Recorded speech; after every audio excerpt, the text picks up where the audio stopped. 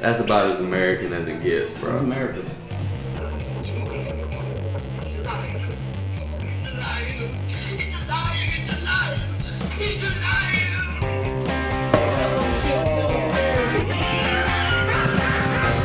Is this thing on? Check 1 2 1 2. It's fucking crazy. They're invincible, indestructible, and he's living for like 10,000 years. 5, 4, 3, 2, 1. Hunt for Greatness podcast.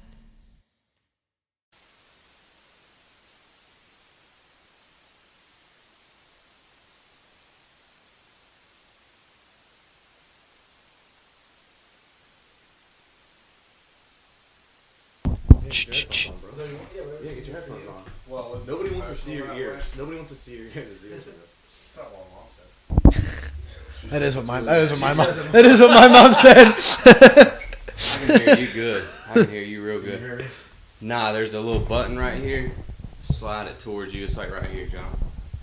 Right near that blue light. There you go. Can you hear me now? Yeah, I can hear you. And I can slide this table back, and y'all can get comfortable or whatever. I can't tell if I can hear you guys from here. Yeah, Yeah, we just need these to hear you. I mean, you can put them on or I'm not. good. I mean, I it's can up hear to you. y'all. Yeah, I'm fine without it. So I'll wear them so I can tell if everything's recorded. Yeah. Okay. So I'm assuming we're just doing books on tape. Yeah. I'm supposed to start reading. He just passes it over. You're the first voice you will hear is John Josh, did you ever Salter. popcorn in school? Popcorn read? Yeah. Talk about anxious. Oh my god. Oh, you know you're gonna get picked But next. you don't know. Yeah. I always try to read ahead so that I just. Well, get if you didn't smooth. know, and someone had to give it off to somebody random next, and if somebody didn't like you, they'd watch when you weren't paying attention. See, that messed me up. Every time they did that, it messed me up because I'll be trying to go to sleep. Yeah. And they would always popcorn me when I laid my head down. I'm like, where are we at? And it was so embarrassing that I didn't know where we were at. Welcome to the podcast, guys. Tucker, John, and Joe. John Salter and Joe Solecki. Mm-hmm. That's how you say your last name? Yeah. So we were talking about Tucker holding a guy's hand while he was making out with his girlfriend. John, you were there, right? Yeah, Tucker drug us to the worst concert to ever exist. Nickelback? No, I would have rather been at Nickelback. This was a band that tried to act like they were Red Hot Chili Peppers. It wasn't close. And I was sold for a week and a half how it was the best cover band ever. And we got there and it was awful. But anytime Tucker tells us to do something, it turns out that way. So I'm like, all right. Your expectations were low from the get. Yeah, but he convinced my wife it was going to be good. She falls into the trap all the time that Tucker knows what he's talking about. But anyway, so I'm like, all right, you got to entertain me. So we started coming up with stuff. First, we had seen a video where this guy scared people that were walking by. So I was trying to get Tucker to scare people. Nobody fell for it. But then it's like, all right, I need you to start holding people's hands. So He told you to do it. Like, you need to start holding people's hands as they walk by strangers. I'm like, so it's dark. People are drunk. his wife was trying to make friends with somebody, and we don't want more friends anyway. So as this guy was making out with his wife, Tucker started holding his hand, and he stopped and looked at his wife and was like, somebody's holding my hand.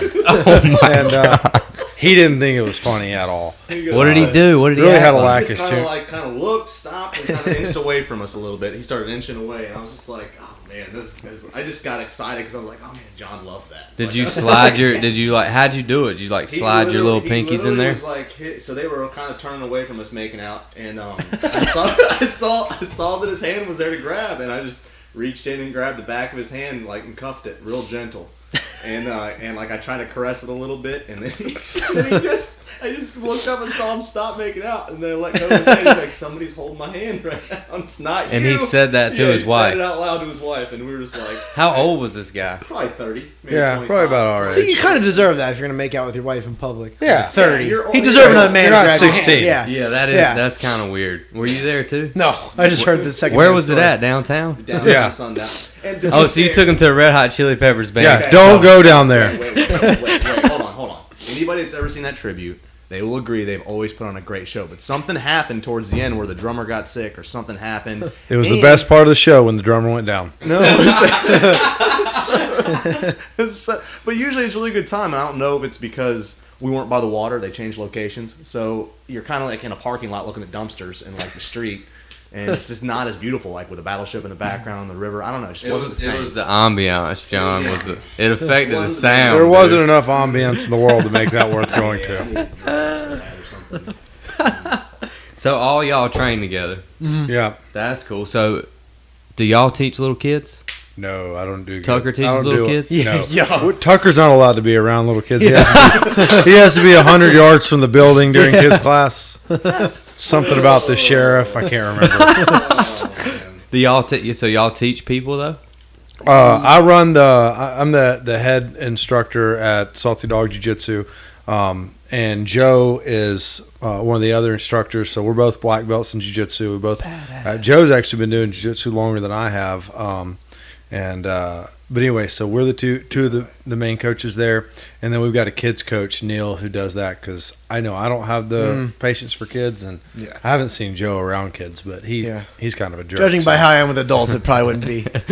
At one point in time, I did teach kids, but I don't know how. So yeah. So I think I was watching something. You've been doing jiu-jitsu since you were 5? 6, yeah. 6? Dude, that is insane. How long have you been doing jiu-jitsu? I started doing jiu-jitsu the summer of 2006 before I went back to my last year of college. Okay. I've been wrestling since I was 12. Okay. Yeah, and I was watching a video of you wrestling, I think, too. Just doing jiu-jitsu probably. Yeah, I never wrestled in school or anything. I just started learning to wrestle when I met these guys pretty much. Nice.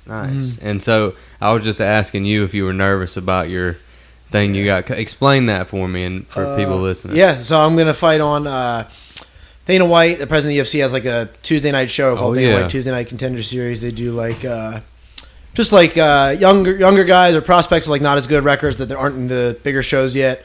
They'll do 5 fights a week for like 10 weeks or something like that. And so I'm going to fight on one of those cards coming up. So maybe not this Tuesday, but the following. Yeah. Oh man, if it was me, I'd be so nervous too. Yeah, dude, yeah. honestly. I'm really nervous. I'm like healthy nervous. I mean, it is. Yeah. He likes it when people ask him if he's nervous too.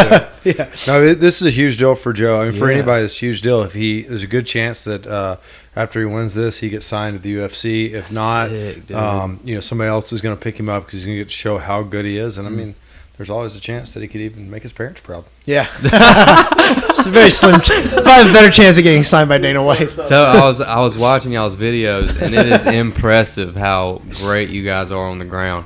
Like, it's absolutely insane. Dude, a lot of your fights are first round, pretty much, from what I saw. Well, when I came out of wrestling, I wrestled in college. I was a national champion in college. And kind of the time that I was getting out of college was when Chael Sonnen wasn't really well known, but he's fighting for the WEC title. And, I saw him just beat the brakes off of a guy and then get armbarred. And you start seeing all these good wrestlers getting armbarred all the time or triangled. And it's like, I don't want to be that guy. I know I can take people down. I got to make sure I don't get subbed when I get on the ground. So I really threw myself into jiu-jitsu a ton, tried to find the best guys to train with. And, and it's trained all over. It's got me to this point. And then, to have a guy like Joe who's down in Myrtle Beach. Joe won't tell you a whole lot about himself, how good he is, but Gibson Sai is a no-gi world champ at 220. Joe fights at 155, and Joe submitted him in a minute and a half. So, I mean, wow, really high-level black belt. Yeah. So, and is it like just second nature to you when you get out there doing jiu-jitsu? Yeah, I think jiu-jitsu competition a little more. Like fighting is John could probably speak on that too, but I think fighting, you maybe psych yourself out a little more, and it's still second nature because there's not enough time to think. I don't think but jiu-jitsu, yeah, I think jiu-jitsu, wrestling, boxing, all of those, like the better guy typically wins. Right. So unless you make a crucial mistake, you can go out there with a lot of confidence. MMA is a little less predictable, but jiu-jitsu is pretty much second nature. Yeah. In MMA, if you get somebody to the floor, there's still a chance the time's going to run out. You're going to start on the feet again, or they're going to get back up. So you don't quite get to relax and get in that flow state as well as maybe in a jiu-jitsu match. But in jiu-jitsu for sure, absolutely. Yeah, especially since you've been doing it since you were 6. Yeah, that's pretty awesome. So how did your parents put you in jiu-jitsu? Yeah, they're probably so mad now. But I wanted to. I loved 4 at the time, and I loved Power Rangers, like the original, the good ones. I had older siblings. So I got all the good shows. I got Saved by the Bell and Boy Meets World. I didn't get all the crappy My Generation shows. So we did the Mighty Morphin Power Rangers, the good ones. Oh yeah. The 2 guys on that, Nobody liked the Blue Ranger. He was kind of queer. But Tommy and Jason did karate, so we wanted to do karate. And I was still young to play any sport, so my brother was doing, he was playing baseball, and then we moved towns, and he was riding the bench. Now, my mom will say it's because he was so good, but neighborhood politics. But looking back, he probably sucked. And so they sent him to try karate, and then like in a year when you can sign up, if it's good, you'll sign up. So it was 98 when he started, so that was around the time like jiu-jitsu started becoming popular in 93, right? Like UFC 1, but when it started becoming popular like the East Coast and like more accessible, it was probably like 99, 2000. So he was there for a year. He did karate, and then I went over when his year was up. He liked it, and then they started doing jiu-jitsu.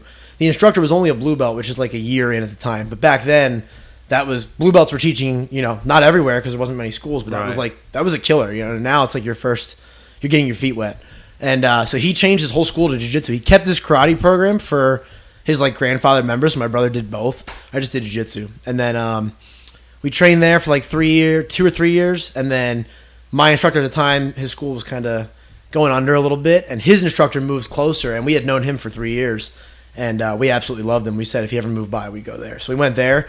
I did do karate there as well, and but I did jiu-jitsu with the adults. They didn't have a kids class, so I would do karate during the day, like the afternoon after school, and then stay for jiu-jitsu with at like 8 years old and hang out with 40-year-old men at night. So it was a little weird, but yeah, it was real weird. Like all my friends were like 40. Like my mom will tell stories how like I came home and I was like, oh, I met a friend at jiu-jitsu tonight.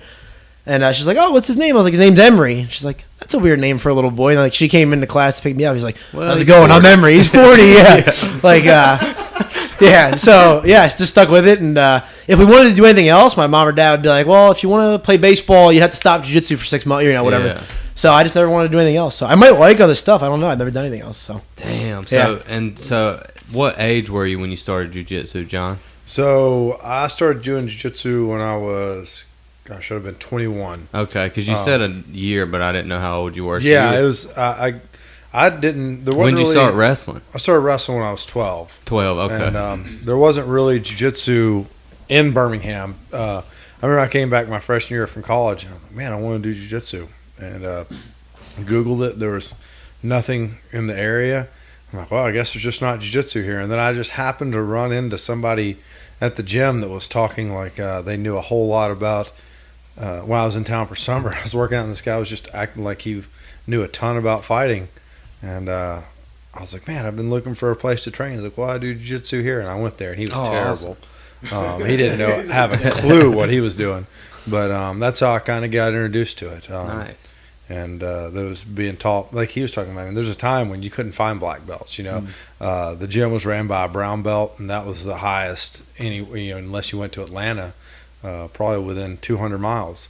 And it's crazy how the sport's changed, because when I got into it, and like Joe saying, when he got into it, if you found a black belt somewhere, it was like, everybody put him on a pedestal. It's like, oh my gosh, this is a black belt. This is amazing. Now, it's so watered down. Number one, there's black belts are a dime a dozen, but even you look at our school, we've got 6 stud black belts in our school.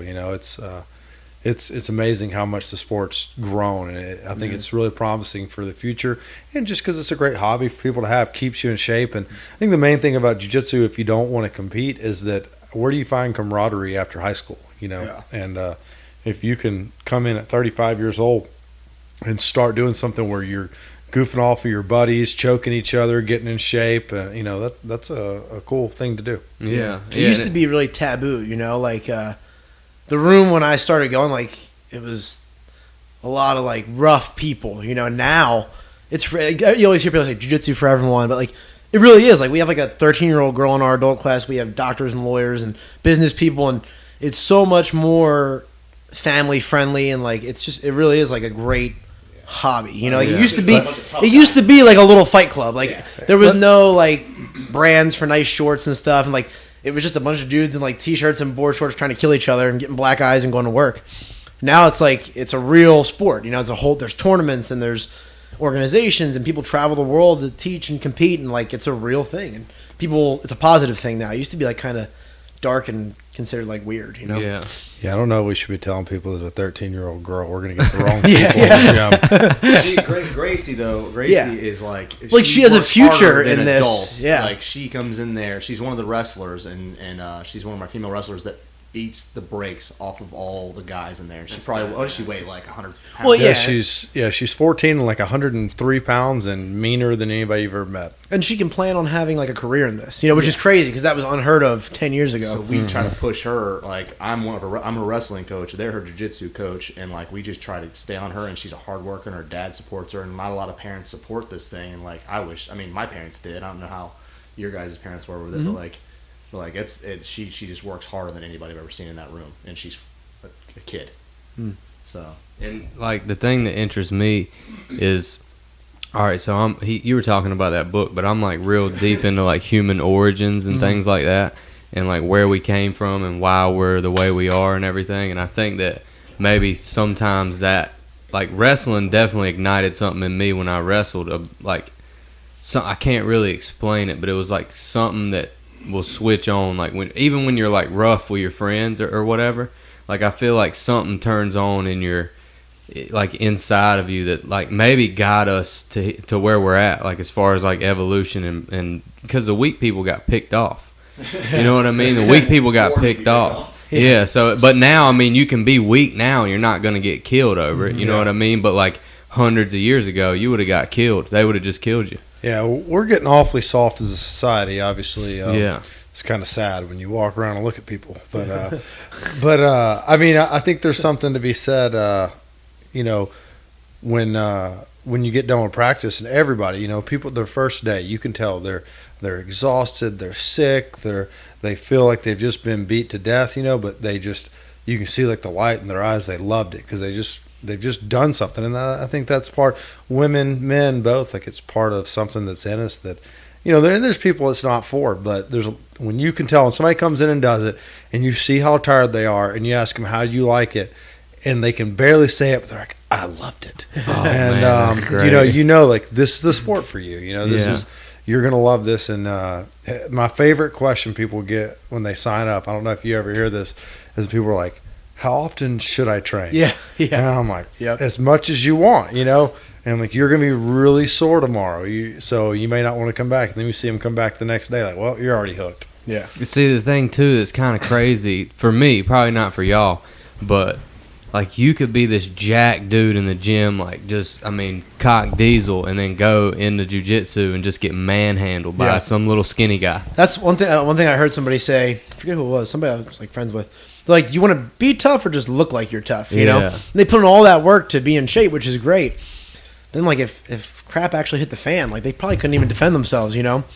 And jiu-jitsu is kind of both, like a workout at the same time. Like you're going to get in shape, and then usually people that, you know, stick around, they want to do stuff to enhance it, and they're going to start lifting or, you know, doing cardio or whatever. They're going to get in better shape along with it. So except for Tucker, but everybody else kind of gets in better shape with it. Dude, it's so hard for me like to stick with a diet and not to cheat on it, like and once I cheat on it, the next day I'll be like, you know, I ate that yesterday on my cheat day. If I just eat one meal and cheat on one meal, like how do you guys stick to your diet? Like what drives you, just as far as like, is there something that is your goal and it keeps you on the path? They see me with my shirt off. Nailed it. Yeah, I ask Tucker to send me nude selfies all the time, and really drives me to be a lot healthier. No, Joe's a lot better at it than I am, so he could probably tell you a lot better. But I think I've done a pretty good job of finding clean, healthy food that I like. So I don't really have those bad cravings.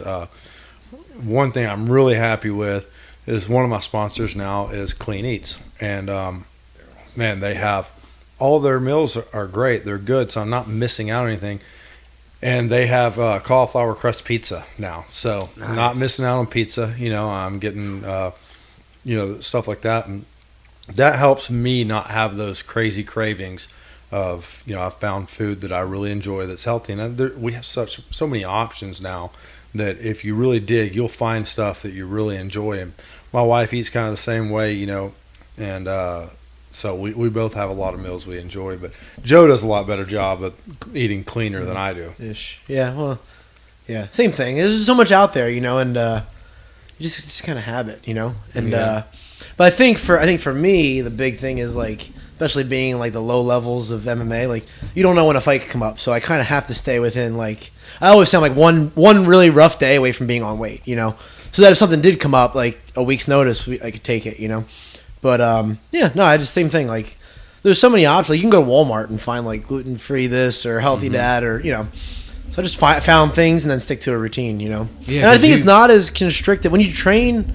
Even if you were just training once a day, like I think you're burning so much doing jiu-jitsu or boxing or whatever you're doing. Like, you can have some cheese on your wrap or salad dressing. Like, people get too extreme with it, and that doesn't last. It's got to be maintainable. So that's how I always do. I was just. Don't deprive myself too much. Yeah, because you were saying you fight 155, right? Mm-hmm. And you don't look much bigger than 155. Yeah, I'm like 170. 170? Yeah, 3 or 4, yeah. So you have to cut about 15 pounds? Yeah, I'll diet down to about 10 out and then really cut back on the food, and then I'll be about probably 6 or 7 out. So it's not bad for you to get to 155. And you're 170? No, I fight 185. 185. Mm-hmm. And what do you walk around at? About 200. So you're about 15 pounds away from your weight. And when I'm not in camp, I drink soda. And, which everybody Mountain Dew. He's got a Mountain Dew beside him. But I mean, I'm in good shape when I drink soda. It helps me get the weight off when I stop drinking it. So that'll get me down to, I'll be walking around about 193 usually by the time I start my cuts. So it's not too bad of a cut for me. A lot of guys walk around a lot bigger, but I don't see a benefit to it. Yeah, because like I see all right, now this is just me watching fights. Like guys that drop way down, or fight in a lower weight class than what they're used to fighting at, I feel like they get wobbled real easy. Like when they get hit on the head or the chin, it just even perfect example was the TJ Dillashaw and the Cejudo fight. Like I thought he was going. I don't know what I thought was going to happen, but I didn't think what was going to happen was going to happen. Yeah. And it seems like that part, like you have to be disciplined and you have to have so much drive to get in there and do what y'all do. Like, that shit's scary to me. Yeah. Like, look, when I'm sitting there watching, like, how do they do this? Like, what type of mentality do you have to get in to step into the cage? And when the door shuts behind you, do you ever think, like, what am I doing here? I think this is one thing where Joe and I always are pretty agreeable on this is right when you get in the cage, like, oh, crap, what decisions have I made in my life that I am in this situation? I always wondered, did y'all think that? Yeah. No, I mean, I wrestled, like I said, my whole life, and when I got out of college, I started going to grad school, and I was like, I'm going to fight some. I've done this for so long. Might as well keep going and, I turn pro. And every time it's that way, like, God, this is the worst thing I've ever done in my life. Then you go out there, you get a win, and you're like, it's addicting. The wins are very addicting. And then you get to a point where you're making money doing it, and it's like, well, all right. I mean, I don't want to have a real person job, I can't do that. Yeah. You tried in firefighting, right? Yeah, I tried. Yeah. I tried to be a real grown adult, and it didn't work. I got to keep doing this. But I think it becomes a job. Like anything. Obviously, it's a lot more extreme, but like this sucks really bad. There's no way this is going to be fun. Even if I win in 30 seconds, this guy's still trying to take my head off. But it's my job. I got to go out there and do it. I hate. And one of my best friends knows this, and he corners me right before my last fight. He looked at me. He's like, "All right, let's have some fun. This is the worst. Like, this is the fight. It's not going to be fun at all." Did you? No, it's not me. I don't. No. Was the last me in their corner. Was your last fight Lovato? No, it was Chidi and Jquani. All right, so you and I just stuttered through that real fast because it's hard to pronounce. So you fought Lovato and then you fought that guy. Because Lovato's a middleweight champ now, right? Yeah, he's a middleweight champ. I'm hoping to get another shot at that. I was up 2-0. You definitely deserve another shot. Lost in the last round. I mean, he's the world champ right now. That's how good he is. I would say probably the best American ever in jiu-jitsu. Yeah. I got in a bad position. He got on top of me, and he took care of business. And that's just the fighter he is. He's that good, and I have a ton of respect for him. Yeah. Super nice guy. Super glad he's the champ. I think he's well deserving, and I think he's a good representation for our sport. But I want to fight him again. Yeah. I want to get my shot and You not make a definitely mistake deserve this a time. shot. So if you fight him again and he's a champ, you do 5 rounds. Yeah, that's awful. Yeah, dude, that is awful. Dude, like, this is the first time I've met you, like, formally met you. I've seen you around. But now this is weird. So I know that Tucker and Cooper know you. And this is the first time I met you, too. But when I was watching your last fight, I was so nervous. Like, it just made me so nervous, and I didn't even know you. I'm like, oh, like I'm sitting on the couch like this, and and that's what made me think, like, what is he thinking in there? Like, what's going through? Well, so this might be a little harder question, I don't know, but I really wanted to ask you this because I watched the Lovato fight. So after that fight, like, how did you feel and what was going through your head? Because you have to stand in there while he raises the other guy's hand, right? Yeah, I think, you know, when you first take the loss, it's like, man, okay. You know, I was in – because I would say that fight, I think I fought smart and fought well. 90% of that fight was doing very well. I think even he thought that I was winning. Yeah. You know, I thought I was winning. So I think you were definitely winning. And then I get in that bad position. You know, what do you say? The guy caught me, he choked me, he finished me. Didn't let it go to there's 30 seconds left, and he made sure it didn't go to the judges, you know. And then when you get back to the locker room, that's when it all kind of sets in. Like, that's when it's heartbreaking, you know, because you work, you know, and I think Joe can probably say the same thing, is it's not, oh, man, I've been working for this for 6 weeks. I mean, every fight, your entire life has been leading up to that point. You know, everything I've done in life has prepared me for this point of this fight. And so, you know, it's a heartbreaking thing when you take that loss. Obviously, it's a financial setback. You know, everything, I always say, every fight that I have at this point is life-changing, good or bad, you know. But even more than that, if you took all the money out of it where we're not getting paid, it wouldn't make you care less, you know, because if you are the kind of person that needs to be in there fighting at the top level, then the only thing that matters to you is win or lose. You know, I don't think you don't get in those positions when you're in a bad position. You like Joe's last fight. Joe fought a stud, and Joe beat him for 3 rounds. That 3rd round was tough, and Joe was in some tough situations in that fight. And I guarantee you, there was never a time that he thought, "Oh man, I want that win bonus to fight through those positions." It's just that heart and that will to win that lets you fight through that. It's just like the type of person you are. Yeah, if you're doing something ingrained in you. money is obviously part of it, but there's a lot better jobs in the world to make a lot more money than fighting. You know, I think it's something that it's just you got to be a competitor. You know, you have to. I mean, we both had amateur careers, and there's no money in that. You know, you're fighting to prove that you can be a pro. You know, and I don't think. I mean, I wasn't thinking about money. I was thinking of like I remember my first pro fight. I wasn't thinking about it was things like $500. You know, you're not thinking about $500. You're thinking about if I lose, I'm not a pro. You know, I fought a pro fight, but I'm not a professional. And then you're thinking about that's how I think about everything. You know, even this fight coming up, like it's not better pay than a regular job. But I've thought about the money. But more than that, it's like, oh, like, can I be at the top level or not? That's what's at the stake. Money is money. You can always make money, you know. But you can't take back, lose. And everybody watches, twice a year, 3 times a year? You get to go to work 3 times a year. You know, nobody watches in the gym. When they do, they don't know what they're watching. Like, you get to showcase the you know, hours like the sitcom when every work. time someone's messing around, the boss looks over.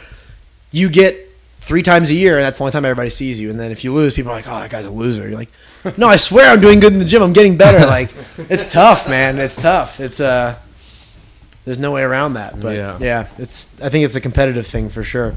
But yeah, losing sucks. I mean, I think it just gets worse with every day that goes by until it doesn't. Like the first 5 minutes, you're so tired. You're just like, at least for me, I'm just like, oh, whatever. And then like 5 minutes goes by and you're like back. You have your wits about you and you're like, oh crap, I lost. Then you're like, oh, I don't make everybody else upset.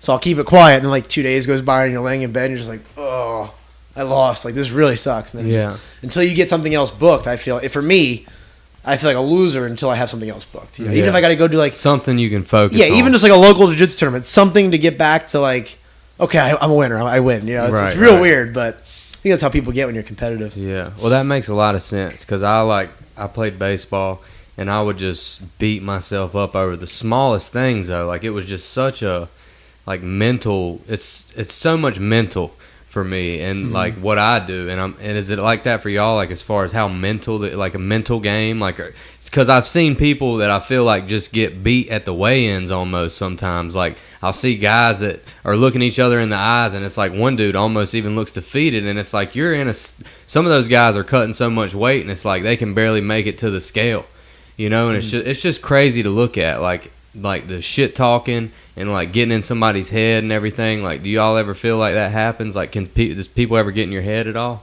I think there's two different types of people that fight. I think you've got fighters who are out there to fight, and those guys think they get in each other's heads because they're out there just to bang it out, and then they'll get in this head. Oh, this guy's gonna be tougher than me or whatever. But I think Joe and I would be on the level that I would say we're martial artists. Like we fight, but I'm out there to be a technician. Like when I throw my jab, I'm not just throwing a jab out there. I'm trying to throw it correct and sharp and at an angle you don't expect. And like I said, I'm being a technician through everything I do. When I'm on the ground, I'm not trying to overpower you. I'm trying to do everything perfect. So like somebody being in my head's not. There's fights I can go into thinking, well, I'm going to lose this, and I go out there and absolutely dominate because that's not the kind of fighter that I am. Right. I think Joe's the same way. I think everyone wants an easy way to, like we see it with people that train all the time, like the lower levels. Everyone wants a trick. Everyone wants a mental coach and a,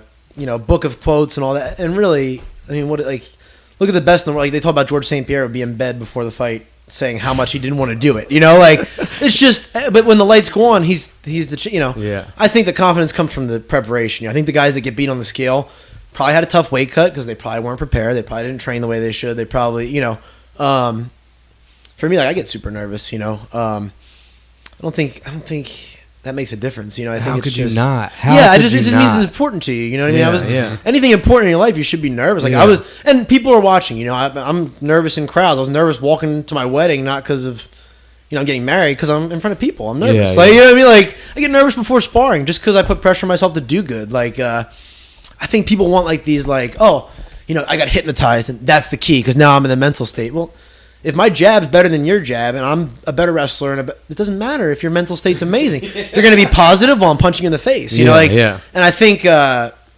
don't know. I think people put out, like I always say I blame Conor McGregor because he talks about how he like visualized all this into existence. Like everyone dreams about being rich and this and that. Like he's just saying he had dreams. Like he didn't sit in his car and sit there and go, this is a BMW, this is a BMW, and then it was a BMW. Right. He worked, he won fights, he talked, he did all that stuff. And I think everybody now sells it as like, oh, I'm visualizing this and visualizing that. But I think it's all a little I don't crap. believe it because if you go ask a homeless person, how'd you get here? They're not going to say, well, I visualized this into existence. Exactly. Dude, it really is like it's all a series of decisions. And I think people that don't want to train as hard say that it's mental, it's this, it's that. I mean, obviously, if you go in there and you're a person that shuts down under pressure, then that's one thing. Like that is mental. You probably should figure out a way to not do that. But I mean, when they say go, you're going to fight. Can you fight or can't you? Yeah, exactly. Only hard work. Yeah. Who Joe and I have figured out is probably now the smartest person we know that we have to listen to everything he says. My favorite quote I've ever heard was, if you need a mental coach, you probably don't need to be doing this. Yeah. Because, for sure. If like he said, there's people that shut down under pressure, and there's people who perform under pressure. If you don't perform under pressure, it's not the sport for you. Yeah. And you can be analytical. Like, I'm an analytical person. I probably overanalyze everything. But I still don't believe in all that crap. You know what I mean? And, I put meaning behind everything for me personally, everything that I do, I put meaning behind and all that. But I think that's just living with purpose. I don't think that's, people are like, oh, I'm fighting for my kids or I'm fighting for this. That might make you work harder on the day-to-day. But, like, at the end of the day, like he was like, when you're tired in the third round, like, you're not thinking about the paycheck, you're this, you're that, or the guy talking crap at the weigh-ins, like, I got to get one more elbow on him. You're thinking about pushing through adversity. Can you or can't you? Like either you're mentally tough or you're not. And I think training pushes you through that, and maybe your upbringing and stuff like that. But I just think people want an excuse for that. At least that's what I tell myself because I don't believe in all that. So I don't either. Today, it made me sick. Yeah, and I woke up sick this morning about it. Like I rolled over, my stomach started going. So I was like, I have to run hills and spar. And I was nervous about how uncomfortable I was going to be today. I was allowed to talk about your training camp, but I don't care. But so like they go on. It's on Front and Nunn Street. There's a hill right behind Pilot House. Okay. And it's the scariest hill. It's the only hill in Wilmington. It's only Wilmington, but they go out there and what do you do? 3 5-minute rounds. Mm-hmm. So he sprints up this hill, full sprint, and then gets back down. What, dude? You were with a mouthpiece in, so he's breathing out of his nose. They're trying to only breathe out of his nose, and like we're gonna keep a pace with him. Like we'll alternate, so because I can't do that. I can't keep a normal pace. I'm gonna have to take a break, or I'll die. It's like, what is it? 90 degrees out there today, and It was warm.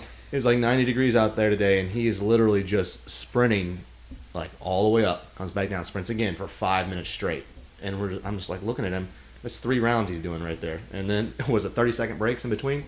You get a minute. You get 1 minute yeah. break. So you're doing it just like a fight. Yeah. Pretty much. So we try to treat everything similar to a fight, and I don't think it's necessarily anything. You know, I know people say different things of like train your mind for this or whatever, but it's just if you do 5-minute rounds with a minute break long enough, you know what your body knows what 5 minutes are, and when you're in the cage, you don't have to have somebody screaming out the time. You know a minute's left. You know, and so we try to do everything based on 5-minute rounds, so you have that feeling. Because obviously, I'm going to be in Joe's corner. I'm going to tell him when a minute's left, but you know, he should be feeling that before I tell him, so that way he knows how much he's got to pick up the pace and stuff like that. But that's what I was saying. That was like that's normal to them, and I'm like watching them do this, and I'm like, this is not human. This is not humanly possible, and you just do it. I was like, this is ridiculous. Yeah, but I think visualizing isn't going to make you tough. I think stuff like that will make you tough. Yeah. You know? Just doing it. I don't know where I heard it, but like I was talking about this to somebody the other day, and I was like, yeah, like I think you just should do hard stuff, and there is no this or that. It's just how you feel. Like overanalyze. And someone was like, oh, that's stoicism, and I was like, I don't know what that is, and I looked it up, and it was like basically like the obstacle's the way. Like you go toward what's hard, and that's life, you know. And I think I guess that's stoicism. So I guess I'm a stoic, but. That's the leader in How to Train Your Dragon, right? Yeah. Stoic. So I was like, I guess I'm a stoic, but like that's what I believe. Like whatever's hard, do that. You know, like then you're probably gonna get tough, or you're gonna weed yourself out. But either way, like, we have plenty of people that. I mean, I've trained in New Jersey and Myrtle Beach, and now here. The people that you meet that want to compete or want to fight and all that, like how many people just quit, you know, and they disappear. They'll make it for one camp or one half camp, and it's just not for everybody, and that's okay, you know. Yeah, I guess that separates the people who are going to go on to continue on with it and not. I mean, I think a lot of high level guys don't push that hard too, and they substitute with mental stuff. And all yeah. that. This is a big thing. I wanted to ask you this, and then I want to ask Tucker a question. Do you watch, like, if you know who you're going to fight, do you watch film of that guy, or does your trainer watch film of him, or how does that work? Like, how do you know what you're going into? I'll usually watch film right when I get a fight. And I think I do a decent job of being able to tell where somebody's weak or whatever, but I'll watch some film, and then I'll have somebody that I trust that I think can help me build a game plan watch film. And then obviously, usually my friends, training partners will watch film to try and emulate what's happening. But after about 6 weeks out from the camp, I won't watch it again because, you know, you usually when you're watching film, you're usually fighting a guy who wins all of his fights. So then you're just watching this guy beat people up. That's what I was wondering. It's like somehow can get in your psyche, maybe. Yeah, I made the mistake one time of I won't say his name because he really was. It was an easier fight. The guy wasn't that great, but I started watching film at like 6 weeks out, and I felt super confident. I'm like, oh yeah, I'm going to smash this guy. And then about 3 weeks out, I went back and watched film again, and it was him just like stuffing takedowns and landing knees. And I'm like, oh my gosh, this guy's so good. There's no way I can beat him. And, you know, then I can't sleep at night. So, that's it. I'm never watching film that close to a fight again. And, of course, my first, you know, instinct was correct. I walked out there and just took the guy down and beat him up. Right. But I'm big on I'll watch film in the beginning and not when it gets close. Yeah. Same here. Same. Yeah, I send it to whoever's probably going to corner me or coach me through the camp. So usually John and my boxing coach, and they're pretty good about. They're not like smoke blowers, you know. You can get. I look back, you know, like I've had 2 losses, and like the times I've sent it to my boxing coach, his reaction was different than all the other fights that I've taken and won. He's been like, "Oh, you know, we can win this fight. We need the right game plan," or he'll be like, "Oh, I'd like a little more time for that." Like he's honest, you know. So and then John's the same way. Like they give an honest assessment. So I usually just take confidence. Yeah, that's what you need. Yeah, and I know that This fight, obviously, we didn't have a choice, but, what they said was still...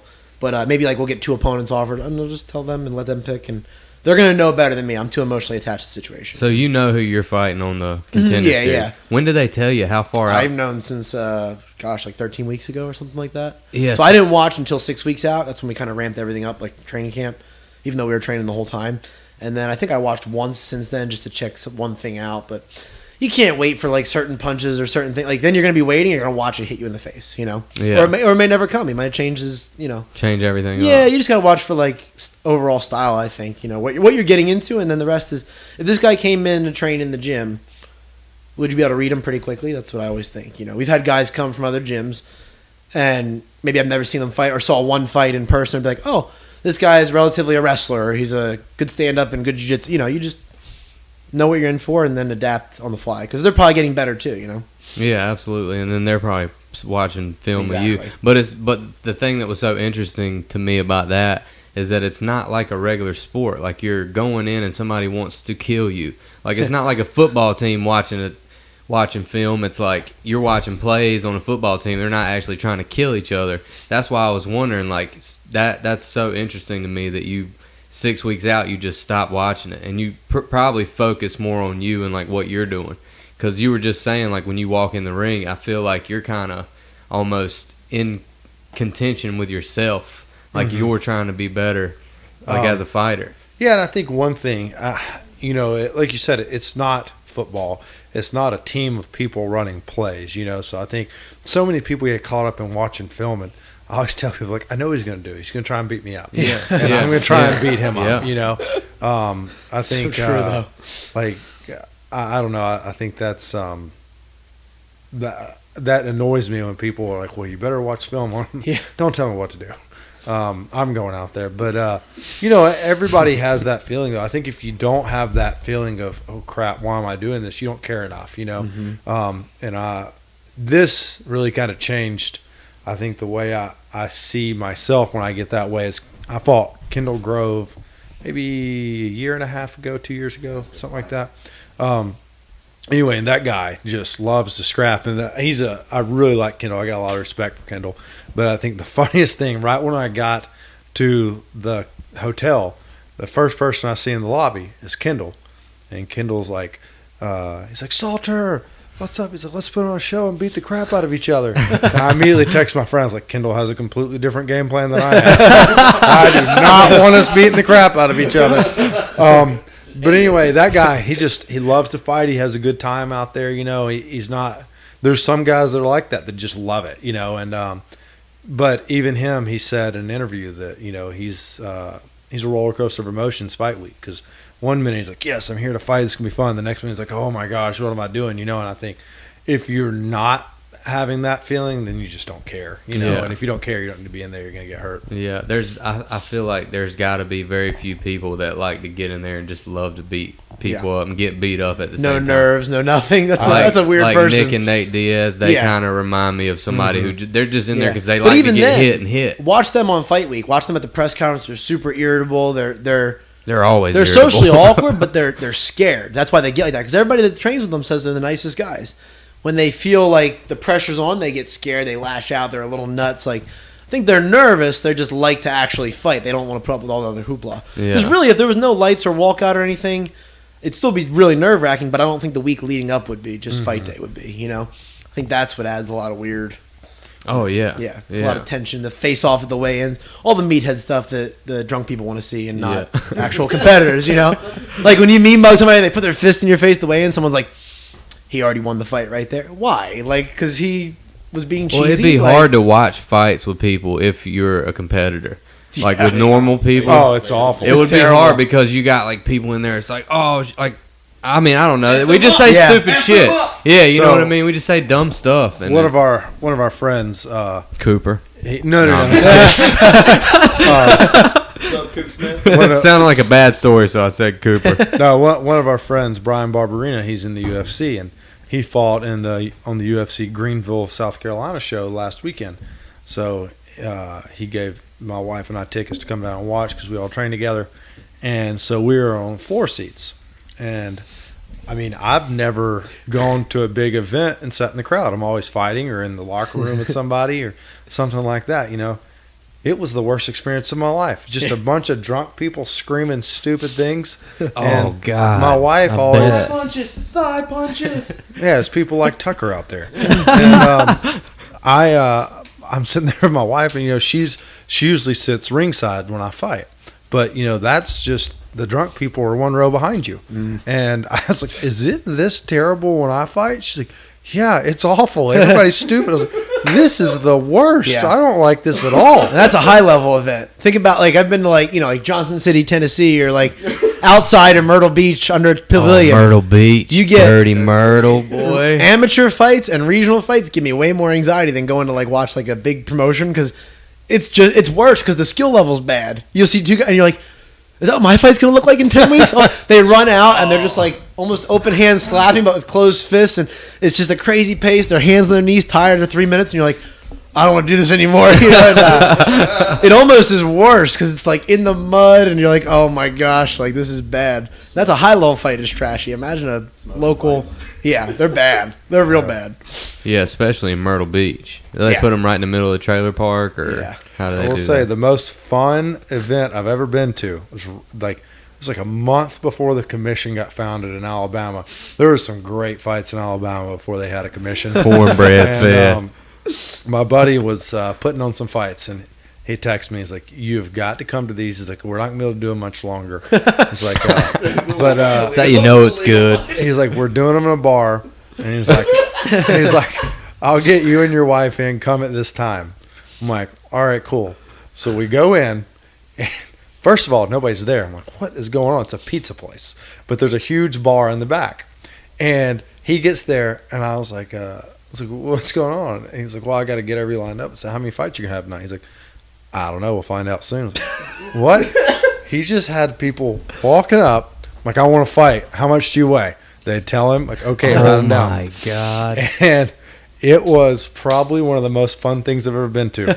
And it was shoulder to shoulder. I bet in this bar there's at least 1,000 people that paid like $20 to get in. And So worth it. we got to sit on the back side of the ring up against the wall, so we weren't like crowded in. But the ceiling wasn't much higher than this ceiling. Like, people's head were almost touching the ceilings when they fought. And so I asked him, like, "All right, what's the rounds? How are you doing this?" He's like, "I think it was 2-minute rounds." I said, "How big are the breaks?" He's like, "Whatever they need." This is no lie. The first fight, both guys were wearing jean shorts. One of them had a braided leather belt on. And in the corner, one of them, after the first round, was drinking beer. And Smoking a winch. it was Eating Duke's mayonnaise. probably one of the most fun events I've ever been to. I'd way rather go watch that again than a high-level UFC. You know, that's the thing. When people are good, you know, people throw big punches and everything, and people's hands are up. They block it. When you get a bunch of idiots fighting, they get knocked out. Do they have on like MMA gloves? Oh, yeah, they have on MMA gloves. Oh my God. And they don't have to wear mouthpieces. They don't have teeth. You ever seen the? Is that where you're from, Alabama? Yeah, I grew up in Birmingham. Oh, okay, cool. And you're not from New Myrtle Jersey, Beach. yeah. No, He's New one of Jersey, those okay. Yankees. I was gonna say, you don't look like you're from. Oh yeah. Tell him about, so like he was telling me something about music the other day. Like Joe, No, I just said it's not. It's not on my playlist. I would never put it on. But if like Yeah. something must be in us, like if house music comes on, I won't turn it off. You know, it's like can't help oh, it. this is Like, catchy. he's And in you just Jersey, and yeah, What is it? like What house is it? music. What like, is house music, dude? like stuff you'd hear in like a club? Like I don't go to clubs, but Fist bump. have you ever? Oh, yeah, y'all like call fist it pump house music. music. It's not bad. There's no I've never words. heard It's that. very Like, catchy. it's in his, like, Only- Jersey blood that, like, If you're gonna like go for a run and that came on Pandora, you're not gonna change it. It's got a great Yeah, beat. It's very he catchy. hears it and he's like, okay. But I don't listen to it. That's the thing. But you can't not listen to it. Exactly. Yeah. If it came on. Yeah, actually, if you text him and he's driving, his auto response, like I'll be like, "Hey, my wife and I are going to dinner. What are you doing?" And it just says gym tan laundry. Yeah. And It that's does it all. No. really? Look at me. I'm so pale. What There's no part way. of Jersey you from? South, like outside South Philadelphia. Jersey. Yeah, that's where you grew up. Mm-hmm. Yeah. And you till grew I up in was 18. Alabama. Mm-hmm. Damn. So what's up with Myrtle Beach? Why do I say My that? parents moved to Myrtle Beach, and that was just the most convenient to get like in-state tuition and go to school down there and all that. So you went to school in Myrtle Beach. Yeah, yeah. And then you started training in Myrtle Beach? Yeah, I was training up there, and then I was just doing jiu-jitsu at the time, and then came down to Myrtle Beach, and MMA was oddly enough way more popular in Myrtle Beach than jiu-jitsu was. Really? Yeah, really weird. All of it was kind of behind. There was no like high-level black belts or anything down there yet, and they were like really into like it was probably like the stage New Jersey would have been in like 10 years prior, like the self-defense, like you're gonna kick the knee and bear hug and trip somebody down, stuff that would never work anymore. They would be like the guys like, oh, a Gracie comes through here every 3 years and does promotions, and you're like, all right, like that's weird. We don't do that where I'm from. But there was a core group of guys that were pretty good. Like a couple guys still come and train with us, like Cody Jones and guys like that, and they would train on off hours, so I would train with them. Some MMA, but mostly jiu-jitsu, and then. Yeah, I trained there from 2012 to 2017. And then John came and taught a seminar at the gym that I was at, Fitness Edge. And he taught a really good class. And then I didn't know. I had saw John fight at a UFC. I've only been to 2 UFCs ever. One last year and one when I was my 17th birthday. And he fought that night. So I didn't know anything about him because he was from the South. Oddly enough, I was rooting against him because he was fighting a guy from New Jersey. Really? Yeah. I didn't know the guy, but the guy was from New Jersey. So I was like, it was the Miller brothers. I was screaming for New Jersey. I didn't like anything about the South back then. And then he came and taught. I didn't realize he won like the Abu Dhabi trials and all. Was in Bellator and all that. And then I like learned a bunch from the. At that point I'm training like 18 years. And I learned a bunch of new techniques. And then realized it was down the road. It's an hour and a half. So then I started coming back and forth to here. At minimum once a week, sometimes like 3 times a week. And then I did that for like 7 or 8 months. And then we moved. Yeah. Moved to Wilmington. To Wilmington, yeah. Now we're out of here. So you could be training here, yeah. Ah. Oh, I got smashed when I came down. Him and our sick. other teammate Corey, and they still do, but it was really bad. Is Corey's got to be who Cooper's telling me about? You can't put Corey on a podcast. No, that's got to be who Cooper You'll have to keeps delete telling me to everything. put on the podcast. If you put him on the podcast, you'll probably blow up Yeah. No, there's regulations.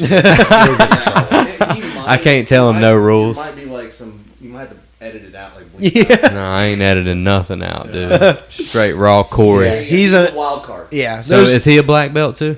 He's an orange belt. So That's all what he wears. So all right. Or So children. when I met Corey, is one of the funniest things. Our buddy Derek Brunson was like, "Hey, I'm going to introduce this guy Corey. He used to train with us. He's like, he hadn't trained in a while, but he's really strong." And I'm thinking, like, I'm sure he's strong, whatever. And I go, Corey, he was the strongest human being I've ever trained with, but he was really out of shape. He hadn't trained. He never really did much jiu-jitsu. He was a blue belt in jiu-jitsu, and to have never been a good wrestler, his wrestling is phenomenal. And but I kept submitting him, and he finally told me, and I didn't really know him. We weren't friends at the time. And he told me, he's like, I've never really had anybody that could submit me, so I didn't really feel like jiu-jitsu was worth doing. And since then, he's thrown himself into it, and I would say now one of the best grapplers in North and South Carolina for sure. Hands down. If not the East Coast. Yeah. So in IBJJF, which is kind of one of the really dumb regulating bodies of jiu-jitsu that you kind of got to go by if you want to be respected in the world, you can't give out black belts until you're a 2-stripe black belt. Well, I'll get my 2nd stripe in September. And my coach is a 2-stripe black belt, and I have a lot of respect for it. Like, if I want to give somebody a black belt, to kind of got to go through him first. And same thing with giving somebody a brown belt. And so I told him, I was like, hey, I kind of told him about Corey. I was like, this guy's too good to wear a blue belt or a purple belt. It's time to give him a brown belt. And then when I get my 2nd stripe, we'll give him a black belt. And he's like, no, I'd really like you to put a purple belt on him. And I get it. He doesn't know Corey, and that's the way things are supposed to go. And it's probably why most people in the jiu-jitsu world probably don't like me that much, because I don't usually go by the way things are supposed to go. But I asked Corey, I'm like, if I give you a purple belt, are you going to wear it? And he's like, no. And I was like, what belt do you want? He's like, the kids get the coolest colors. And he always wears an orange hunting beanie, like a hunter's orange beanie. So, like Dwight. Yeah. So finally, one of our other guys who's a black belt at the gym, he got because I was like, I want to give him an orange belt, but I want one that's going to be hunter orange. So he got an orange belt and dyed it like super hunter orange, and it didn't stay that way, but it was bright orange at first. So I promoted him to orange belt, which is for ages 16 and under. And we have world-class guys come through that he smashes. Yeah. With that belt on. Oh, he wears the belt. Oh, Wait, for pictures. yeah. Anytime that black belts come in, like I'll roll with them, Joe will roll with them, we'll beat them, but then I'm like, go with Corey. And then they go with Corey and they're like, I don't want to train anymore. Yeah. They'll always come He's ask just me. that strong. And they make him- He's good. great, He's yeah. strong, but he's good. He's Yeah. smart. I mean, he picked it up as fast as anybody I've ever seen go from like this guy's a strong blue belt to this guy's a high level black belt. Wow. People So- confuse his. He's athletic, but he thinks quickly. He thinks as fast as he can move. You know what I mean? That's not athleticism. That's brilliance. Right. People got hate when people call him strong. Yeah. He is really strong. what's crazy. People be like, oh man, he gets me because he's so strong. No, he gets you But that's, because yeah. because he's just better everywhere. If he's Yeah. 125 pounds, he would still probably. How much does he weigh? About 200. Oh, so he's Yeah. a big boy. He's about my size. Yeah. But I will, when I get my second stripe on my black belt in September, then I'll give him his black belt, and he'll be the world's first ever orange to black. And what's Orange is the new black. what's funny is that like we laugh about this right now, like haha, this will be People aren't funny. gonna be happy. How many people across the world Yeah. that, especially now that a lot of people like our videos Be and stuff pissed off. like that, when I post a picture of it, because right now, anytime we post a video, if Corey's in it in an orange belt, people yeah. are like, "Why is there an adult in an orange belt?" Like it disrespectful. bothers people. It's like in the jiu-jitsu world, that's a big deal. Yeah. And gosh, when I give him a black belt, I The know jiu-jitsu's my coach got- yeah. is an awesome guy. He's one of my really good friends. He was in my wedding. He's gonna be pissed at me. Yeah. He's I know by he the is. book. He's Jiu-jitsu's by the weird. book. People are really like Like I'm a blue belt, and there's black belts and brown belts that come in. Like think about it. In MMA, you have a record. In wrestling, you have credentials. Like I'm a national champion. I'm a All-American. I'm a high school champ. Whatever. So you go off of your accomplishments. Jiu-jitsu is really weird because there can be, a black belt that went to Abu Dhabi and competing among the 16 best in the weight class in the world, and then there can be somebody that put in 15 years twice a week and they're a black belt. And those people tend to not always those people. Some guys that are really good too tend to cling to like the rule, like, no, you can't do this. You're like, why? This guy's great. Like, he's gonna smash everyone. They're like, that's not how it goes. You got to go through the belt. Jiu-jitsu's weird with the belts and the people pay affiliation fees and all these things where like everyone gets they're really big sticklers for like little things like that. It's really strange. It's a weird like subculture, One of the things that this made me so mad. This guy, when I first started training, this guy had wrestled in high school in Oklahoma, but he was a purple belt in jiu-jitsu. Like day one of jiu-jitsu, just based off me being a better wrestler, I just killed him every single day. Like I would just beat him up, take his back, smash him all the time, right? Hadn't seen this guy in years. And he posted a video of a guy, I'm not going to say he's my friend because he's a nice guy, but he's just different wavelength than anybody I know, but Dave Herman. And I don't mean that in a bad Name way. drop. But he has a famous fight where he was fighting a jiu-jitsu world champ, and he said, they asked him, what do you think about that? He's like, well, I don't really think jiu-jitsu works. And Dave went out there and knocked him out. Then he fought another high-level jiu-jitsu guy and got submitted. Well, everybody plays his clip of saying, I don't think jiu-jitsu works, and then shows him getting submitted. And people get mad about it. Dave wouldn't be mad about that, you posting that. People are like, oh, look at this idiot and all this stuff. And it makes me mad because, I want to take up for Dave, and this guy posted it and was like, oh, what an idiot. And I replied, I was like, well, in Dave's defense, jiu-jitsu really doesn't work on Dave. Dave is the hardest person I've ever gone with to submit. And if he actually did jiu-jitsu, he'd be a world champ. But you can't submit him, and hardly ever. And this guy replies like, yeah, but you're not a black belt. And this guy had just gotten his black belt.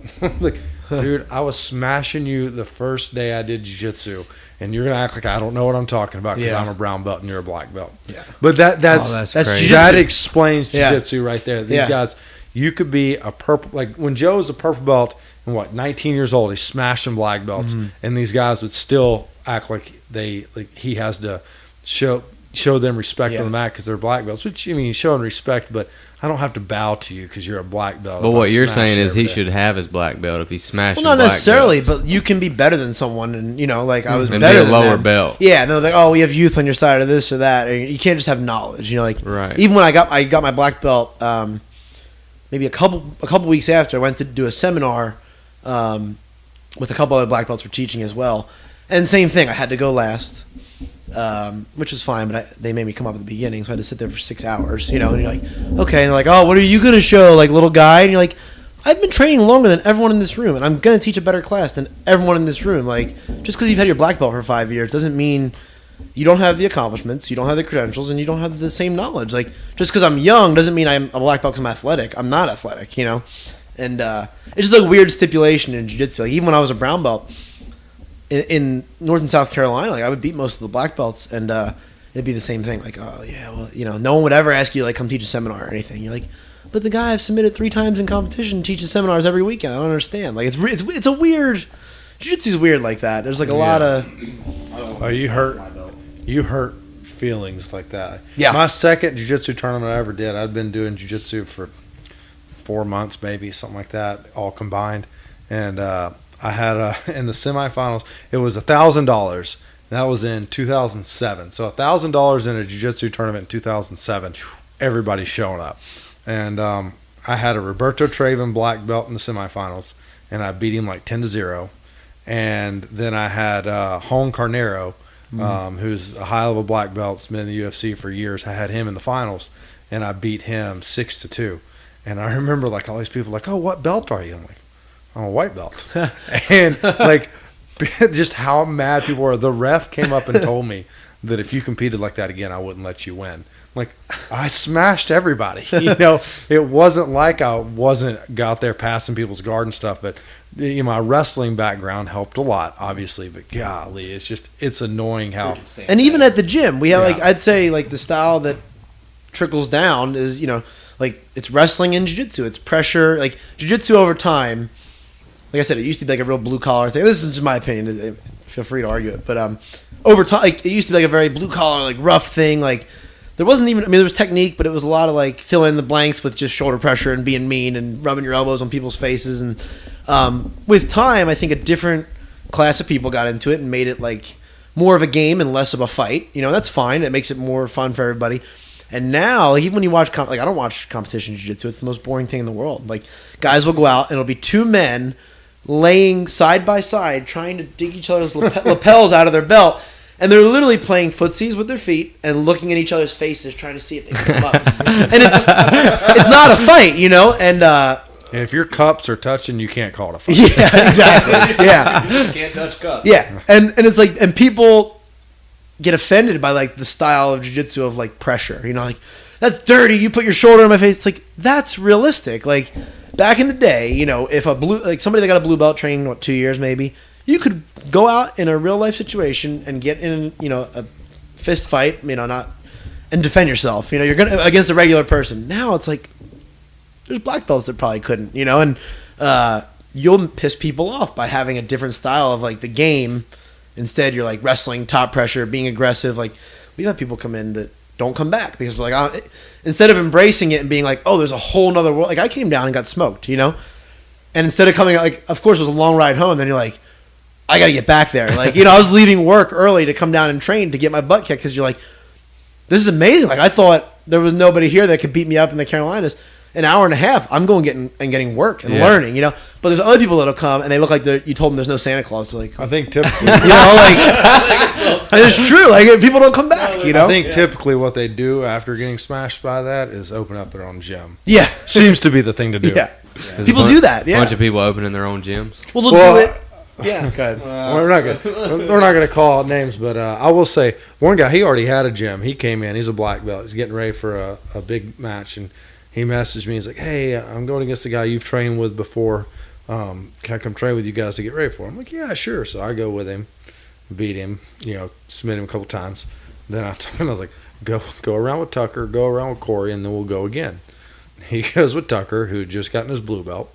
I look over, Tucker's bouncing his head off the mat and mounting him. And then I look over there with Corey, and Corey's probably got his finger in his ear. That's Corey's favorite thing to do. And he gets done. This is only 3 rounds. I mean, typically, as a black belt, you should be able to come in and do 7 or 8 rounds, no for problem. sure. And especially when you're getting ready for a match and you're supposed to be in shape. And 3 rounds. I thought he did 3 rounds. Like, are you ready? He goes like, I'm done. Left. I have never seen him again. But that's, So y'all got a strong gym over there. we do. I will say we've got 3 of the top 4 grapplers in the state of North Carolina That's dope. for sure. In our That's gym. awesome. Between Joe, Corey, and I, and it's we have a solid group, and we make fun of Tucker all the time. Tucker's a stud. Tucker's wrestled his whole life. I mean, this is the first time I've ever said anything good about Tucker to his face. I usually save that for when he's not around. I'll close my earmuffs. But they're so mean to me, dude. They're like big brothers that I never wanted in my entire life. Do you have a big brother? No, I don't. Well, then there you go. I guess I have a bunch here. Yeah, that's awesome. That's what he was talking about, like the camaraderie of it. And, Yeah, you say it's awesome. dude, those videos y'all do are so funny, dude. Who directs those things? Like, who okay, first of all, every time I come up with them, let me tell you, they're this. so good, dude. I come up with these ideas, and Tucker tells me, no, I'm not doing that. That's how you know it's good. Every time. I mean, how long it takes me like a week to convince Tucker he's going to do this. Then So scared he every does time. it. Everybody loves it, and he's pumped about it. It's so good. But I even had one that him and Corey both told me we can't do that. And I'm like, guys, I'll die. we can There's make one that he was this. like, we're gonna do this. You're gonna go upside Oh, down, land yeah. on your neck. It's gonna When be you great. landed, your face was like, and then Corey took you off your feet. There's like a backflip. He's like, you're gonna do a backflip. This is like it was like the Matrix choreographed. You're both so surprised. Move, and you're gonna scream midair, and he's gonna. I'm like, I'm gonna die. I'm gonna die. We've got a couple ideas for some good videos coming up. One of them Corey came up with, and I don't think we can do. I think it's just going to be too much backlash. And then I've got another idea that probably won't piss everybody in America off. So we might go with that one. But we should have another one coming soon. But yeah, people just love to see Tucker get hurt. Maybe we'll do Dude, 4th they're- of July. The 4th Dude, of they're July. so good. You're a natural. And look, Stop the telling him video. good things. I'm gonna tell him. Look, the video where you're saying, dude, this is my favorite one. Where you're like they're filming you and you're talking about how terrible the place is, and then you see them come in and you start changing everything you're saying because you're so scared. Oh man, that was. I mean, but like the funny thing is, like it took like 1 or 2 takes It was so because good. to be honest with you, like I am terrified of them. Like if they were really angry with me, I'd be like, I'm dead. That's why you're so good at because you're really not acting. We're like you're one. not. Yeah, we call ourselves one take production because we got to get it on the first You one. have It's to. good, Some of man. those throws, if you don't get it on the first take, Yeah. I'm not gonna get. Who back threw up. you up against the wall? Every one of them is Corey. Yeah. Is it? It's always Corey. It's always Yeah. Corey throwing Yeah. me. So he enjoys. He They're takes the pleasure. Tom and Jerry of jiu-jitsu. Yeah, I'd say that's about right. He chases Tucker around, beats him up, and Dude, he every episode. And what's funny though is the ones that look the worst, like the ones that look like I'm getting slammed or tossed the worst, are the ones that don't hurt as bad because I don't know. It's just like the way he it looks like he's killing me, but he's protecting me some way. But the ones that are like, oh, this doesn't seem bad. Yeah, right, dude. It hurts. It hurts every time. They're so good. So when did y'all start doing these commercials? We started really a long time ago. Started making kind of some dumb commercials, or not commercial, but like dumb videos, like Yeah. Tucker trying to get out of the mat on Jonatas or trying to lift Jonatas away. 300 pounds. Yeah. So I mean, like they were kind of funny, but we were really doing stuff just to be kind of funny for our gym, Yeah. And after I was supposed to fight Lovato, and I had to have eye surgery and couldn't fight him, and the first time. And so I was like, oh, we got to do something to kind of set this apart. And it was like, we were just already doing dumb Coach Tucker videos, just kind of be funny. And then we had the first one that really went big where Corey throws him when I'm saying So it's real good. safe. And then it just kind of So took good. off from there. But it's really frustrating. So, like, I fought in the UFC. I fight in Bellator. I fought on TV a lot, and I don't do this to try and make people say, "Oh, I know you" and stuff like that. But I see Roger Huerta at a fight out in Boise, Idaho, and Roger Huerta is the first MMA fighter to ever be on the cover of Sports Illustrated, right? So kind of big deal. He walks up to me and he's like, "Hey man, I got to tell you." I'm like, "Oh, Roger Huerta recognizes me. That's pretty cool." He's like, "I'm a big fan of your videos." Oh my man. god, dude! That kind of hurts. And then my wife and I are walking to the airport, going through security, and this guy's like, "Hey, John Salter?" I'm like, "Yeah." I'm like, "Oh, this guy's watched me fight." He's like, big fan of your videos. Oh my god, dude! And so like Corey's joke is always that's going to be my legacy is Coach Tucker videos. Well, see, you better win a world championship, or else. I know. I'm going to win. I'm going to beat Lovato, get that belt, and they're going to walk out and be like, "So, what's your next Coach Tucker video going to be?" That would. They secretly fly Tucker out there to come celebrate in the middle of the ring, steal the thunder. I just scream. Yeah, you just scream the whole time. Run around the ring screaming. Can you do it? As he's holding it, do it once. That's so good. I don't even know why.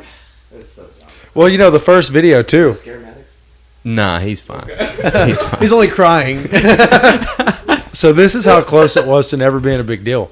The first video we ever did, Tucker wouldn't do it. He was arguing with me, would not do it. So I'm like, all right. So we grabbed this guy, Chance, and he's one of those guys that tries to touch cups with people. And, He's like a cup toucher. Yeah. I mean, yeah, he's. So I'm like, all right, Chance, you're going to do it. And he's like, okay. Well, he thought break falls actually worked. And he tried to break fall, and the guy who was filming it was taking pictures on accident instead of filming it. So Chance hits the ground, and he's hurt. He's like, I can't do it again. He was hurt so bad. And I was like, Tucker, it's not going to be as funny if you don't scream. You got to be in this. And Chance is over there rolling around. I'm like, well, we got to have you. We can't do the video. So Tucker's like, all right, fine. And then that's where it took off from there. So Tucker almost kept the world from having this. Yeah, I didn't want to do it. Like how you guys feel before you go out there for your fights. And you're like, what am I doing? Like, what am I doing in my life right now? Whenever you guys are like, all right, it's video time to shoot a video. And I'm like, dude, what did I do in my life to like make it to this point in life where I'm going to get hurt and scream really loud? And then I'm going to get a bunch of, and that's just crazy. And to make people who make money on Instagram and YouTube by doing stupid stuff, I'm like, what in the world is like America's weird. Like the world's weird in general. And then I'm like, but like this is like so dumb and people love it, and I love attention. Dude,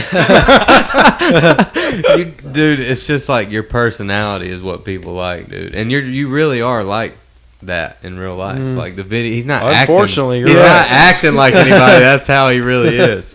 Yeah. Well, the thing about them is like what I notice about their gym and like other fighters that I think we like to keep it fun. Like we like to keep it fun.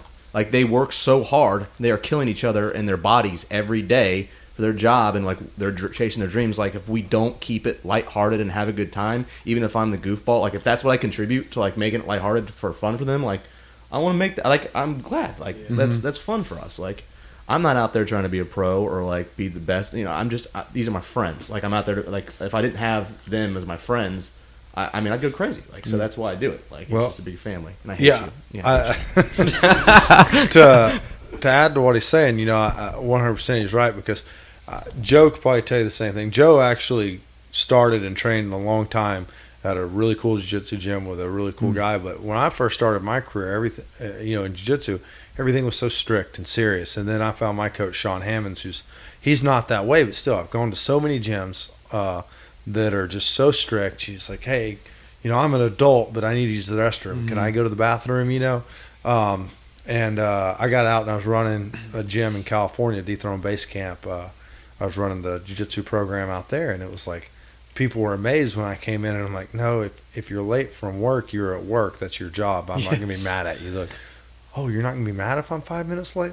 No, you're coming from work. You have a family to support, And it like surprised people. So I really never wanted to have a jiu-jitsu gym. But I'm like, if I do, then I'm not going to be that guy that does that. I want it to be fun, and I want people to come in and like, oh, this is a different place. And that was one of the cool things about really meeting Corey. And Corey wouldn't train it somewhere that wasn't like we are, But to have him and Joe as a coach, like I told them the other day, I was like, thank you so much for being on board with what we do because. In all seriousness, you got to have fun. We work too hard. There's so many gyms where you go in, you drill a little bit, and then you say, "Oh, I fought today," and then you go home, and that's easy. You can be strict like that. But when you go in and you grind day in, day out, and you're like, "I'm going to get better, and I'm going to make everybody else here better." We're going to work hard, but it's also my job to make sure you have fun when you come in. And I'm really happy to have the coaches that are on board with that that help us be that way, and help us goof off, and it just makes it a lot easier for everybody to be there. And Tucker's been a huge help. Tucker's been a part of the program from the beginning, and he's really been made it a lot of fun for a lot of people. One of our staple members now, he's a blue belt. He signed up one night. The next night, Tucker was screaming because Corey had his hand up his pants grabbing him. Yeah, he grabbed. It's called the bear trap. And I was worried we were going to lose members that night, but I think clearly we've set a precedent that that's how things go at Salty Dog. It's a weird environment that welcomes people. It's like people want that. You know what I mean? Like, where else you don't get camaraderie like that. I always joke, and I'm like, oh, I didn't play T-ball. Like, I'm doing it now. Like, even when you go to tournaments and stuff, like, we'll go with a crew of guys. You're going for the experience. You're going to hang out and get the camaraderie, yelling for each other and coaching, and then getting food afterward. And you're making up. You don't get that past maybe high school sports. If you do, you're probably not in a healthy. You're probably a happy hour after work, or like getting. People don't want that. People want like a fun atmosphere. I don't want to come in and bow to another grown man. It's weird. I don't care how many years you've been doing, because you do this one thing. Like, puff your chest out and walk around in front. Yeah, dude, it's so weird if a doctor or a lawyer is like, oh, sir. You're like, I'm not sir. I'm 25 years old. Don't bow to me. Like, what? Because I know jiu-jitsu and you don't? Like, don't come in your office and bow to you. Like, that'd be weird. So I think it's refreshing for people. And especially if people come in and it's their first time training, they don't know anything different. They're getting an amazing experience. I mean, I came up at a really cool gym at home in Jersey, and I moved away, but they have a very similar thing where people go there and people don't leave, even people will leave at like maybe blue belt, and then I'll go up now to visit, and I'm like, didn't that guy used to train here when I was like 10 years old? Like, yeah, he came back. Like, everyone always comes back, and I think people love jiu-jitsu, but people get injured, and real life gets in the way, and sometimes people can only make it in maybe once every 2 weeks or once a week. People like being part of something, and I think that's the biggest thing with the gym is you come in on Saturday, Tucker's going to be blasting some crazy 80s music and best music in screaming, dancing, warm-up's going to be fun, everyone's going to be hanging out. We don't play metal, we play strictly 80s love to ballads. 85. We literally will put on Celine Dion while we're warming up. Yeah. That's awesome. But if you're going to work hard, you might as well have fun, and I think that's what it's a good balance. The look on people's faces when they come in and I hit play on like Morning Train by Sheena Easton, like, my baby takes the morning train, and everybody's like, what are we doing right now? What gym is this? But then they get smashed and like, oh, this is weird.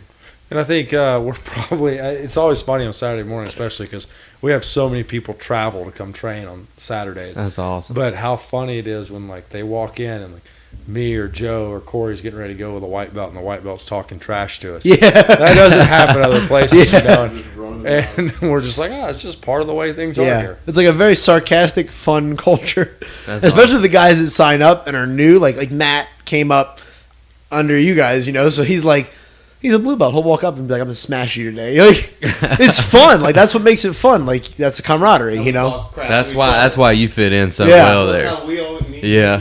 And that's the only, dude, if you're going to work hard, especially if you're going to, like, fight professionally, like, that's the only thing that's kept me sane, especially through this camp, has been hell, And, like, coming home and hanging out with everybody and laughing in the gym is, like, and nobody takes it seriously. Like, we have guys that nobody cares you win or lose. Like, they're just like, oh, yeah, did you fight? I don't even know, because they're just one of the guys, and we have a good time. That's awesome, man, that you can do something you love like that. That's really tough and have a good time doing it. And it's probably easier for you to go there whenever you're having fun and people aren't so serious and people are a little more lighthearted, I would not do it if it wasn't fun. Like I wouldn't. Like I don't know. Like it's just weird, man. It's weird because like and like we were saying about new people coming to our gym. Like I've been to other gyms and I've watched like people that are white belts or just signed up and they're all kind of sitting by themselves because they don't know anybody. And like just to walk by and say, hey, what's up, man? And you see them the next day, it's like, hey, how your day? Like just you see them like not talking to anybody in like our gym. We're like, hey, what's up, man? How your day? Like we talk to people. Like other gyms will be like in the corner, just like sitting there and nobody's talking to him. And it's like, why? Like he's already nervous as heck to be here, and you guys are just like puffing your chests out, walking around hurting him. Like that makes a difference in everything, though. Like if somebody comes in my house to fix my plumbing or something, if they're a dick, I'm probably not going to call them back, even if they do a good job. But if they're like super cool and they do a pretty good job, I'm probably going to hit them back. You know what I mean? So it kind of goes for everything in life. Decent human being. Well, you can shut them out. Yeah. So you're coming for that belt. Yeah, that's. I sure hope I get a shot at it soon. I don't know who else right now. Everybody that makes sense for me to fight is tied up in fights. Bellator won't really give me an answer right now, but I'm hoping that's what they're trying to set up. Me too, dude. That's gonna be awesome. And you're coming for that UFC Contender series. Yeah, Tuesday night. It's, almost be almost a week away. Yeah, Week away, dude. Tuesday. Changed my life. So Man, yeah, good it's pretty luck. crazy. Pretty crazy circumstances. But I mean, I was saying the other day, like I was talking to my buddy. He calls me. He's like real. He's like the hype man. You know, not like a hype man, like gonna make you think things you don't, but he's just like really positive. And we were laughing. I was like, in reality, like it's good pressure to have. Like I'm in a chance to reach out and grab everything I ever wanted. Like I'd rather bet on me than not. You come up short, but at least I had the chance to do it. So yeah, we're ready to go. That's awesome, man. I'm excited for both of you guys. I was excited when Lovato won the belt. I was like, hell yeah, awesome, because the first 2 rounds, and even I can't remember the third as much, but the first 2 rounds, man, you look fantastic against him. So it'd be a hell of a fight, especially if it went 5, dude. Holy shit, son. I'm going to take Chael Sonnen line. There's nothing in the world that's fun for 25 minutes. No, hell no. Let's try to get it out. Quicker. That's awesome. Well, I'm excited for y'all, man, and I really appreciate you lining this up, dude. It means a lot to me. Most important podcast in my life so far. So you should have seen this, dude. This room was painted all shitty. It was like halfway painted. And Tucker's like, yo, I got Salter and another guy's going to the UFC. He's like, paint that room. I'm like, I'm gonna paint the rest of the room, dude. Make it look nice. But yeah, man, I've really enjoyed it, and thank you so much for lining it up, and thank you guys for talking to me. Had a good time. I'm just like real interested in the way you guys' brains work, man. You're doing crazy shit like that. Like, I want to know what's going on in there. Obviously, they don't. But yeah, John Salter, Joe Solecki, Tucker Guy. That's not his real name, obviously. That's my but real name. Everybody thinks it's a fake Facebook account. It's Tucker my Powell. real last name. His middle name is Alejandro. Tucker Alejandro Guy, thank you for doing the podcast. Thank you guys so much. Thank y'all for listening. Appreciate it.